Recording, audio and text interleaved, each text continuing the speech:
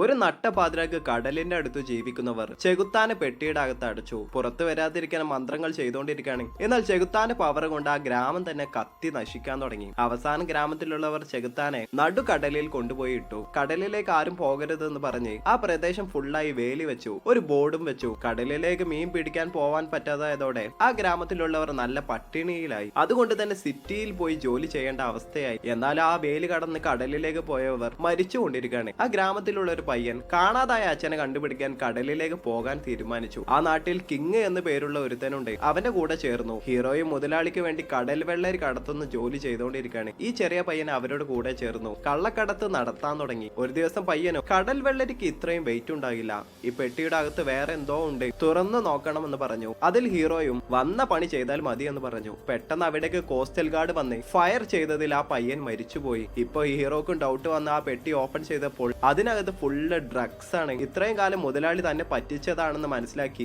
ആ കിങ് ഇനി മുതൽ ഞാൻ ഈ പണിക്കില്ല, കടലിലേക്ക് മീൻ പിടിക്കാൻ പോവുകയാണെന്ന് മുത്തശ്ശനോട് പറഞ്ഞു. അതിന് ഇവന്റെ മുത്തശ്ശൻ ഒരു സത്യം പറഞ്ഞു. നിന്റെ ശരിക്കുമുള്ള മുത്തശ്ശൻ ഞാനല്ല, നിന്റെ മുത്തശ്ശൻ ഈ ഗ്രാമത്തിന്റെ തന്നെ തലവനായിരുന്നു. ഈ നാട്ടിലുള്ളവർ മീൻ പിടിക്കാൻ പോയപ്പോൾ പ്രത്യേക രീതിയിൽ മരിച്ചത് കൊണ്ട് അയാളും ഒരുത്തന്റെ അടുത്ത് സഹായം ചോദിച്ചു പോയിരുന്നു. എന്നാൽ ആ സഹായം ചോദിച്ചു പോയവനാണ് ഈ ഗ്രാമത്തിലുള്ള ജനങ്ങളെ ഭീഷണിപ്പെടുത്തി അവരുടെ കയ്യിൽ നിന്ന് സ്വർണം തട്ടിപ്പറിക്കാൻ നോക്കിയപ്പോഴാണ് ഇവരൊക്കെ മരിച്ചുപോയതെന്ന് മനസ്സിലായി. അതുകൊണ്ട് ആ ഗ്രാമത്തിലുള്ള ജനങ്ങളും അവനെ അടിച്ചു കൊന്നിട്ട് പെട്ടിയിൽ അടച്ചു, ആ കടലിലേക്ക് ഇട്ടു. മരിച്ചതിന് ശേഷവും സ്വർണത്തോടുള്ള ആർത്തി തീരാതെ അയാളുടെ ആത്മാവ് ആ കടലിൽ ഇങ്ങനെ കറങ്ങിക്കൊണ്ടിരിക്കുകയാണെന്ന് പറഞ്ഞു. ഈ കഥ കേട്ട ഹീറോയും ഇതൊരു കെട്ടുകഥയാണെന്ന് ഞാൻ തെളിയിച്ച് കടലിൽ നിന്ന് മീൻ പിടിച്ചു കൊണ്ടുവരുമെന്ന് പറഞ്ഞു. ഫ്രണ്ട്സിന്റെ കൂടെ കടലിലേക്ക് പോയി. ഇനി എന്തു സംഭവിക്കും കാണാം അടുത്ത പാർട്ടിൽ.